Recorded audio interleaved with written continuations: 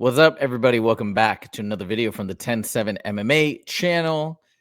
And we are in the midst of essentially a break in the world of mixed martial arts. Well, particularly if you're a UFC fan. We have no fights scheduled until January 11th, and that's when the UFC first makes its return. And as an MMA fan, of course, this is a weird time. We're sort of in a drought for exciting matchups being announced or other such content related to those matchups and so on and so forth. But what's cool for me now that we've started this channel is there's a host of videos and a host of things that I've wanted to talk about generally that I can now take a moment to do that because there's not just this constant news cycle of things happening here, there, and elsewhere. Actually, there have been some interesting stories that have come out lately, but today's video is not about that. Today's video is a video that I've been wanting to make for a really long time, and it's going to seem outlandish. It's going to seem stupid to a lot of people. Maybe it is stupid. I don't know. But I've wanted to talk about this anyways and get people's feedback regardless, because as unlikely as what I'm about to pitch and propose may be, I think it could be so cool, especially as an MMA fan and a UFC fan who loves the sport as much for the combat and for the fights as I do for the story and the evolution of it, and just wanting to know kind of how it's come together to this amazing point where it's on the precipice of being, in my opinion, as I've said before, the biggest sport on the planet. So anyways, this is the video that I've been wanting to make probably for over a year, and let's talk about it. I'd love to get your thoughts, love to get your feedback.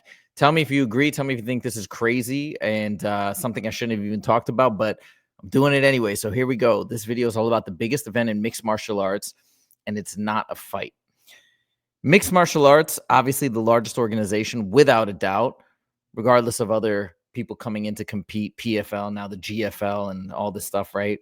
Let's be honest. The people that I think have the right formula and the right people in place, the best fighters, it's the UFC. So what we're talking about is the biggest event in MMA that has to do with the UFC, of course.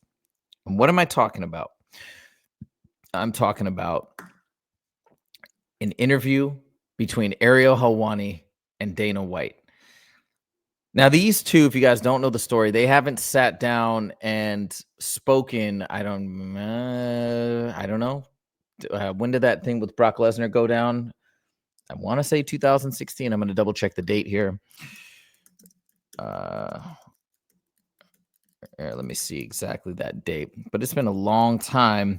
And the interesting thing about this, what was it? This was back in maybe, yeah, it's been a long time, 2014 perhaps. I don't remember the exact date, but they almost have like a very public feud, or I guess you could say a dislike of each other. And really, it's more Dana White towards Ariel Helwani. Dana White wants nothing to do with Ariel Helwani, whereas Ariel Helwani, I'm sure he's got his issues with Dana White. I know Dana White essentially tried to destroy his career, and Dana White's feeling for that or justification for that is he felt like Ariel did not have the interest of the UFC in mind when he was doing his job. And in Ariel's defense, he felt like he was trying to be an objective journalist, and it goes back and forth. And the interesting thing about their relationship is the way it began is I think Dana White loved Ariel, and he thought Ariel was going to be this massive, important piece for the UFC, the mouthpiece to kind of share the stories of the fighters and do all these tremendous things for the brand and to build it up. And actually, that has happened. That has happened. Despite the, how their relationship has deteriorated, Ariel has stuck to his guns and stayed with the sport, worked for ESPN, even when Dana White tried to get him fired, and eventually Ariel did leave ESPN. But now he's still going. He's got his show. He now has moved it to his own YouTube channel. He's doing tons of content. He loves the sport. So whatever you want to say about Ariel Helwani and this beef between Dana White and the things he's done, whether you agree or disagree, he truly loves the sport, and seems like is not going away anytime soon. If anything, he's become even bigger and bigger since this feud began. Now, that's a pretty interesting thing when essentially the biggest person in the sport, in the history of the sport, Dana White, more so than Conor McGregor even, wants you finished and wants you gone, but he just won't give up and he won't stop. And he's continued to build these relationships, even though he has large managers of huge amounts of fighters like Ali Abdelaziz, who also bans his fighters from working with Ariel, but Ariel's still out there, still trucking, still doing his thing, and still, in my opinion, doing the best interviews out there. A lot of other people are getting into the game of interviewing, even MMA Guru, even Demetrius Johnson. Lots of folks, other journalists are there, but I got to tell you, man, as somebody who consumes the sport and wants to learn about the fighters and really experience the sport from all angles, nobody does it better than Ariel when it comes to these interviews. And it's really interesting because as much as Dana White dislikes Ariel Helwani is a huge part of the sport, and it's crazy because it's like Ariel has helped the UFC, continues to help. Yes, he might throw jabs here and there at the organization about fighter pay, about logistics, about things not being fair for certain fighters, this and that, which I'm sure is a thorn in their side. But at the end of the day, him sharing these stories and promoting the fighters on his show and allowing people like me, the fans, to get to know fighters, he does a tremendous service for the UFC. It's just such a weird dynamic that we have this guy who is just hated by the figurehead of the corporation. And you would think, if anything, he would try to perhaps be vengeful and bitter and try and take down the organization or try and really push other organizations like the PFL and GFL and whatever, which I think, I mean, he does give them fair time on a show, and he does prop them up, but I don't know if he's doing it in a nefarious way to really try and overthrow the UFC per se. But like at the end of the day, he's interviewing and working with primarily all UFC fighters and propping them up and sharing their story, hyping up their fights, etc. So it's just the weirdest thing. And this is why I go back to say MMA and the UFC is just the coolest sport in the world. And maybe these types of dynamics exist in other sports, because I don't really know, because I don't watch anything else, because nothing else interests me other than this sport. But I don't think anything like this exists, where you have just this journalist that's become so famous and prominent in the sport, and he's just hated by the organization, but he just keeps on trucking and really keeps helping the organization despite all this. Anyway, so coming back to why I think this interview, and we're going to go into details in terms of all the nitty gritty as to why I think this should happen. And a lot of you might be saying right off the bat, you're an idiot. This fight's never going to happen. Dana White hates Ariel. Why would he ever sit down with him? The reason why I think that they should eventually just do it and bury the hatchet, one is Ariel said he would do it. He said it. He said, hey, I would be willing to put everything in the past and sit down and interview Dana White. I'm sure Dana White, in his mind, and he's not wrong, says, I don't need to do this. I don't want to do this. I don't trust this guy. I don't like this guy. Why would I give him that platform? And I understand that perspective, but just for forgetting about the personal beef and what it's going to do for each other's individual careers, think about what this could do for the sport as a whole. Just seeing you guys, the two of you guys who have been such a force to build this sport over the last 20, 30 years, come together and sit down. And I think it would be incredible. I think it would be incredible, and I think it'd be an amazing experience for the fans like me. And I think this interview would do views into the millions on YouTube. They could even make this a pay-per-view event. I don't think they will, but they could. People would buy it, and I would buy it for sure. I'd want to watch it live if they streamed it live. Oh my God, that'd be so cool. Or streamed it on Netflix or did something crazy like that. Like, this would be amazing. Now, I know there's rumors that Dana White is considering stepping down in the near term, or maybe stepping away partially. This could all lead to it being a good time for them to do it. I'm going to jump through the reasons why I think it should happen from each of their perspectives. Not really so much from Ariel, because I think Ariel wants to do it, and we can see, of course, that'd be getting the biggest name in the sport, especially with all the background. It'd be a tremendous interview. But yeah, I think this would be so cool. Let me know if you agree, and let me know what % chance you think this would happen. But first, look, as I've already kind of touched on, what we want to see happen, I think, in this exchange is to let somebody sit down with Dana who is not afraid to ask the tough questions. We see Kevin Iole lately do that with Dana. And I mean, Dana still sits down with Kevin Iole. Kevin Iole pushes him. He presses him. He's not afraid. Why should he be? He can handle the questions. He's been pressed and hammered by press more than anybody probably in the history of sports, period. So why can't he sit down with somebody who might press him a little bit, who might push questions in a direction that may not be what Dana wants to talk about? He's got nothing to fear. He's not going to be caught off guard by anything Ariel says.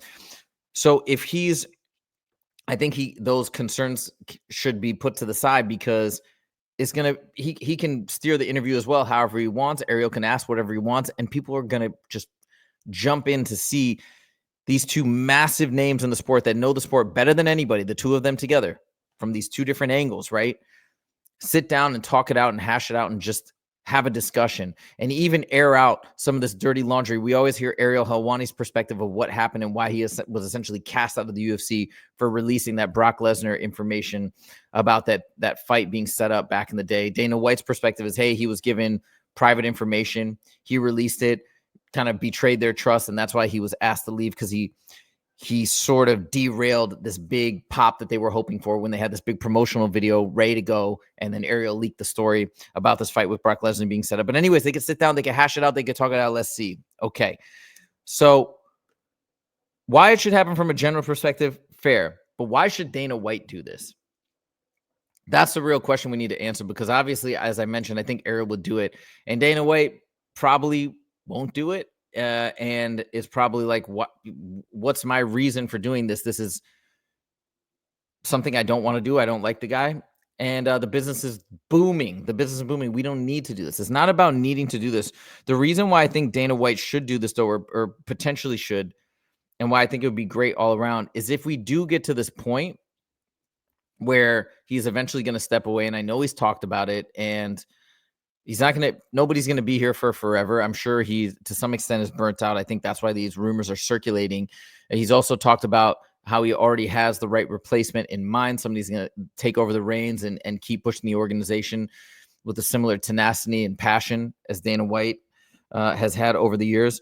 But as that time nears, I think that could be a great thing to just bring a lot of attention. Again, not that the UFC needs it, but how cool would that be to just have this big sort of farewell, finally hash it out, sit down one more time with Ariel Helwani and talk about the organization.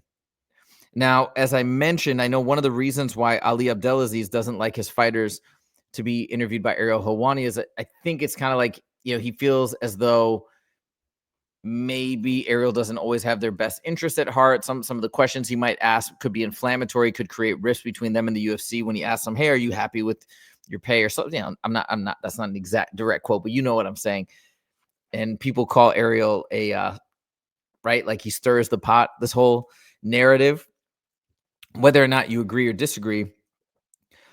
That seems to be why a lot of people may not want to interview with Ariel Helwani, or why Ali Abdelaziz is against that. But for Dana White, this is not a concern. He is probably the most skilled with dealing with journalists and steering the conversation in the direction that he wants it to go in as anybody else. So there's no fear here. There's no concern, in my opinion. And just with I think this could just get such a big buzz and would be such a pop. As I mentioned, it could be a pay-per-view event in and all, just in and of itself. I don't know. I think it'd be dope. So anyways, that's why I think Dana White should do it. Now, when should it go down?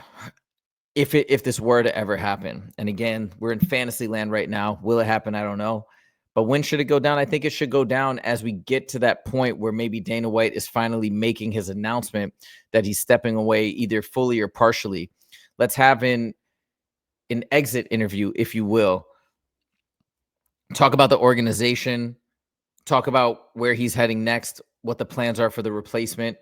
It doesn't, and I don't even think Ariel's going to take it as an opportunity to just go in at Dana White and just humiliate him or try and just be super negative. I think Ariel would treat it as a professional interview.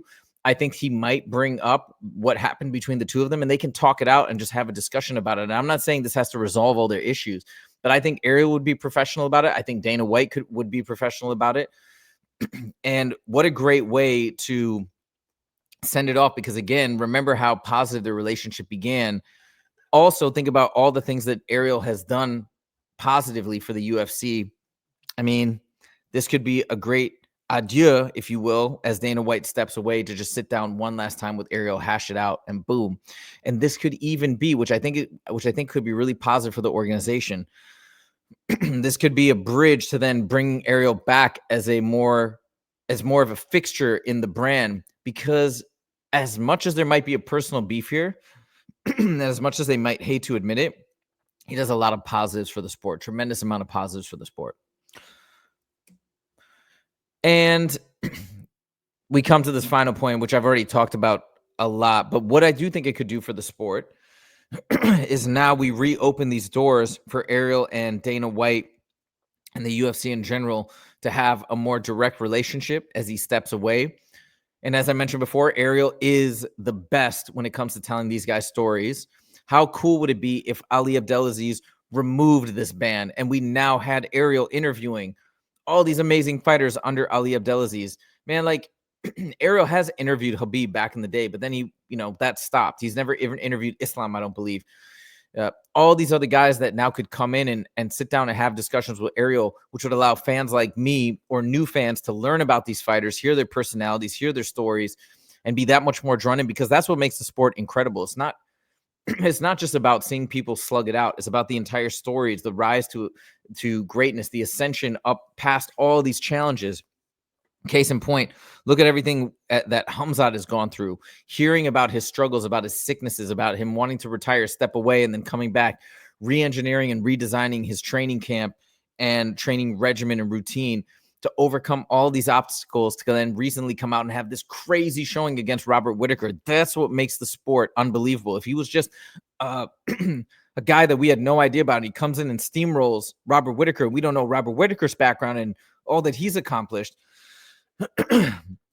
that performance would be so drastically diminished. But because we know the backstory, the deep fans of the sport, not even that, you don't even need to be that deep of a fan to know these stories, but when you know the context, it just adds immense amounts, almost infinite amounts of value to that fight and to that outcome. So anyways,